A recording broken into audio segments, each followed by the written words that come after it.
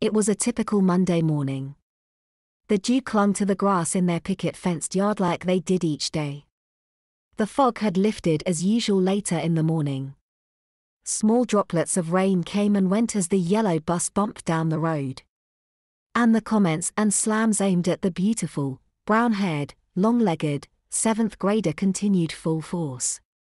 So tell me something, I was watching TV last night and there was this show about freakishly tall people, like you. This was said nonchalantly by Amber's friend Nicole, who had teamed up with her that day.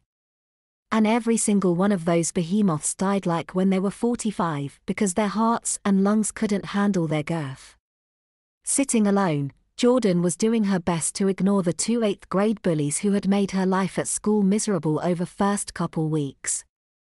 This truly had become normal behavior and all the other kids had learned to lay low, keep their heads down, or they risked becoming targets themselves. So what my dear friend's trying to ask, Amber chimed in, is how do you feel about dying young? I mean, it's inevitable and we're just curious about how you feel about it. Jordan was silent. Really Stems, that was her latest nickname, Nicole said, we really care about you and we just want to know how much more time you have left with us.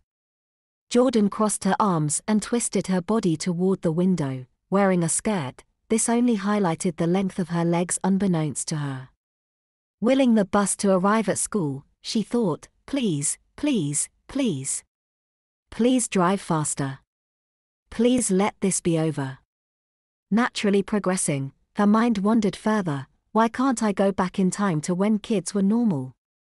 Why do things have to be so complicated? Why did I have to grow up? And so much. Look on the bright side, Noodles, at least if the bus gets in a wreck your legs will save you, they've got you wedged so tightly in that seat, you might as well be wearing a seatbelt. There was a smattering of laughter in general seating area. Still nothing in response from the girl now smushed in the corner. Noodles, Noodles, Noodles. Come out and play with us. We're bored. Come on Stems. The girls coaxed in stereo, now trying to tickle Jordan's exposed leg with hair ties like she was some kind of caged animal. Today Jordan didn't explode in flustered rage as she had in previous incidents, nor did anyone come to her rescue, which never had happened. Amber, Nicole, and the other bullies simply got bored. After she hadn't given them anything with which to respond, they weren't brash enough to do something outright painful that would cause long-term physical pain. Eventually, they became distracted by a side conversation. Please God, somehow, someway, take the focus away from ME. Please. Jordan thought.